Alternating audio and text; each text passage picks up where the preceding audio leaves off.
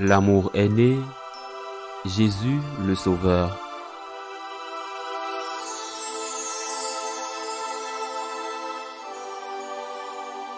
Aussitôt après avoir nourri les 5000 hommes, Jésus obligea ses disciples à monter dans la barque et à le précéder sur l'autre rive vers Bethsaïde, pendant que lui-même renvoyait la foule. Quand il les eut congédiés, il s'en alla sur la montagne pour prier. Le soir venu, la barque était au milieu de la mer, et lui, tout seul à terre, voyant qu'il peinait à ramer, car le vent leur était contraire, il vient à eux vers la fin de la nuit en marchant sur la mer, et il voulait les dépasser.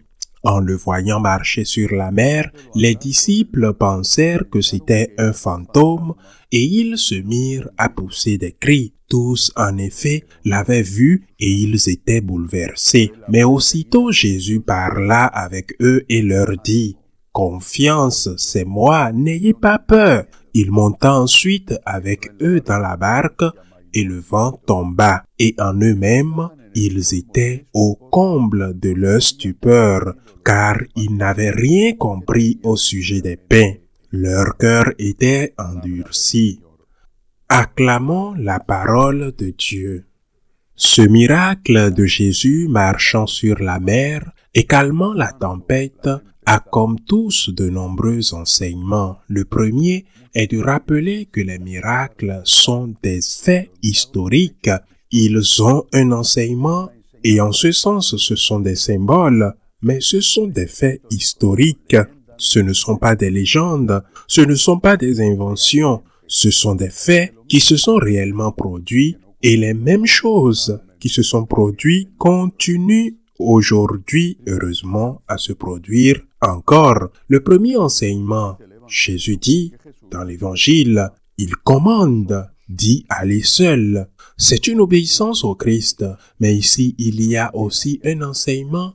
Quand tu es seul sans Jésus, tu es plus faible. Et les tempêtes de la vie qui vont toujours exploser parce qu'ils font partie de la vie. Pendant que nous vivons, nous avons des problèmes, c'est normal. Je ne sais pas pourquoi notre génération pense qu'on peut vivre sans problème. C'est parce que ça n'existe pas. C'est avoir des problèmes. Ils pensent que avoir des problèmes n'existe pas. Les problèmes, tels qu'ils soient, font partie intégrante de la vie. Parfois, ce seront des problèmes physiques ou encore économiques. D'autres problèmes seront familiaux. D'autres encore seront liés à votre caractère. Mais cela fait partie de la vie d'avoir des problèmes. Et nous devons assumer la vie comme un chemin dans lequel il y a des étapes, des moments merveilleux et des moments difficiles. C'est la vie. Autrement dit, ceux qui ne l'assument pas ne passent pas de douleur en douleur, mais de surprise en surprise, parce qu'ils pensent « Comment cela peut-il m'arriver à moi ?» Mais voyons, comment est-il possible que je tombe malade? Mais bon, c'est une injustice. En quoi la maladie est-elle une injustice? La maladie et la mort font partie de la vie, chers frères et sœurs. Mais comment cela peut-il m'arriver à moi? Qu'on se pose des questions pareilles. Mais qu'y a-t-il derrière cela? La conviction que vous êtes avec Dieu, la conviction que vous croyez en Dieu, et c'est pourquoi vous croyez que vous n'allez pas tomber malade, ni vos proches ne vont pas tomber malades, que vous n'aurez aucun problème d'aucune sorte, et cela vous surprend, vous scandalise, vous met en colère quand cela arrive. Je pense que ceux qui nous ont précédés étaient beaucoup plus habitués à ça. Ce n'est pas que les problèmes qui les faisaient moins souffrir, ce qu'ils ont sûrement eu plus que nous, mais ils n'ont pas trouvé cela surprenant et encore moins injuste. C'est normal, bienvenue au club. Alors, premier point, avez-vous des problèmes? Vous êtes normal, vous devez l'admettre. Soyez avec Jésus, soyez avec le Christ, le Seigneur,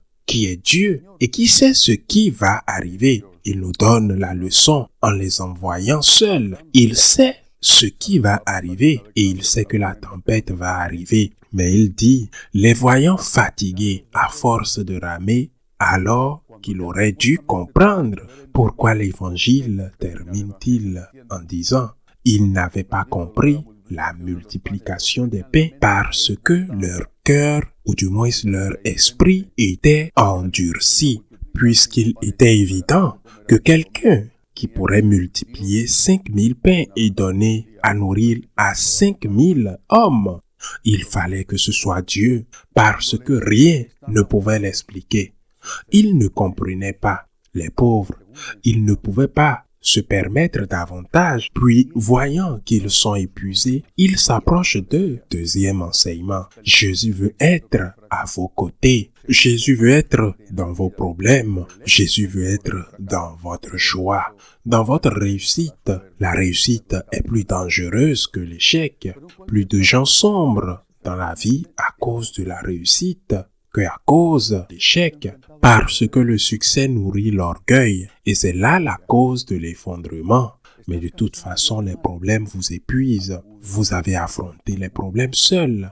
Allez à Jésus maintenant. Vous en avez assez ramé. Venez à Jésus. Venez à lui. Je me souviens toujours de cet enseignement de Sainte Thérèse de Calcutta, Mère Thérèse, lorsque certaines de ces religieuses d'Afrique lui disaient qu'elles étaient épuisées par tant de travail et lui demandaient la permission pour qu'au lieu de faire 1 heure de prière par jour, comme c'est le cas dans leur obligation quotidienne, ils pouvaient la réduire d'1 demi-heure pour pouvoir s'occuper des gens qui étaient si nombreux et peut-être se reposer un peu plus. Et Mère Teresa leur répondit, « Vous êtes épuisés par le travail. Ce que vous devez faire, ce n'est pas 1 heure d'adoration, 1 heure de prière, mais 2 heures de prière. » Pourquoi? C'est l'enseignement de l'Évangile d'aujourd'hui. Quand on n'est pas avec Jésus, les problèmes existent. Et quand on est avec Jésus, ils existent toujours. Ce n'est pas que pour les athées, mais également pour les catholiques pratiquants qui tombent malades. Nous avons aussi connu des saints qui sont tombés malades. Les problèmes existent parce qu'ils sont liés à la vie. Mais seulement lorsque vous êtes avec Jésus, vous n'êtes pas seul à affronter les problèmes. Troisième enseignement, et celui-ci un peu plus difficile à comprendre. Jésus, en pleine tempête, s'est approché d'eux pour les aider, mais en plus de les dépasser, pour les éprouver, il leur dit, « C'est moi », parce qu'ils ont peur quand ils l'ont vu. « C'est moi », n'aie pas peur. Il y a une présence du Christ dans la douleur. Cela peut être même dangereux si on le prend ou si on le comprend comme une motivation au masochisme, souffrir et accroître la souffrance ou grandir en spiritualité. Le catholique n'est pas non plus masochiste. Il n'aime pas la souffrance. Qui aime la souffrance? Ni sadique, qui aime faire souffrir les autres. Le catholique n'est pas ainsi. Mais il y a une présence de Jésus dans la douleur. Pourquoi pouvons-nous affirmer cela en dehors de cet enseignement de l'Évangile d'aujourd'hui? Parce que le Seigneur a dit, lorsqu'il parle du jugement final, il dit, « Viens, béni de mon Père ». Le Seigneur dit, « Tout ce que tu as fait, au moindre, tu l'as fait pour moi. » Et avant de dire, « J'ai eu faim, j'ai eu soif, j'ai été nu, j'ai été en prison. » Et nous connaissons la suite. C'est-à-dire qu'il s'identifie à celui qui souffre. Et s'il y a une présence du Christ dans la douleur de son prochain, il y en aura aussi dans ma douleur. Car entre d'autres choses, je suis le prochain. Je suis le prochain de mon prochain. C'est-à-dire, il y a une présence du Christ chez celui qui souffre, de telle manière qu'il unit la charité, l'amour de celui qui souffre avec le passeport pour le ciel. S'il y a une présence du Christ dans celui qui souffre, il y aura aussi une présence du Christ en moi quand je serai celui qui souffre. Donc cette douleur n'est pas celle que je recherche, masochiste, pour moi-même, mais la douleur inévitable, la douleur qui reste quand tu vas chez le médecin et que tu ne trouves pas la science, la solution à ta maladie. La douleur qui reste lorsque Même si vous avez de l'espoir, la mort d'un être cher vous fait énormément mal.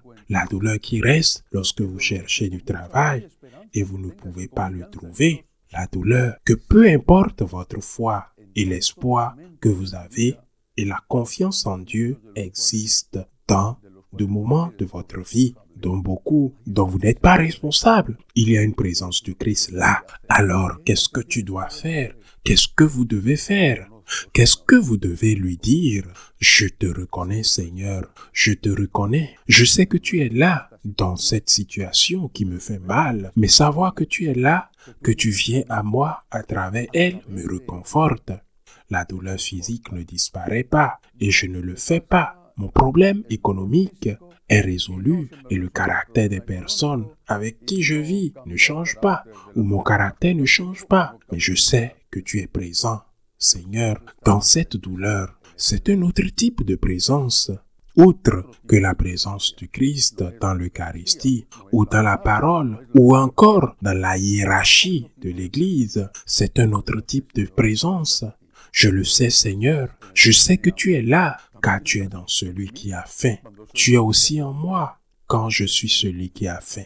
Et cela me réconforte, cela me console et cela m'aide, Seigneur, à ne pas abandonner. Par conséquent, ne vous séparez jamais de Jésus, ni dans le bien, ni dans le mal. Laissez-lui entrer dans votre vie, et entrer, il vous aidera. En le laissant entrer, acceptez-le. Quand il entre par cette porte sombre et amère, ce que c'est la douleur, ce que c'est la souffrance, il faut lutter contre. Il faut lutter contre la douleur en soi, aller chez le médecin. Il faut lutter contre la douleur du prochain, donner à manger. Mais en attendant, profitez d'être avec lui, profitez d'être avec le Christ, parce que c'est votre plus grand confort. Ainsi soit-il.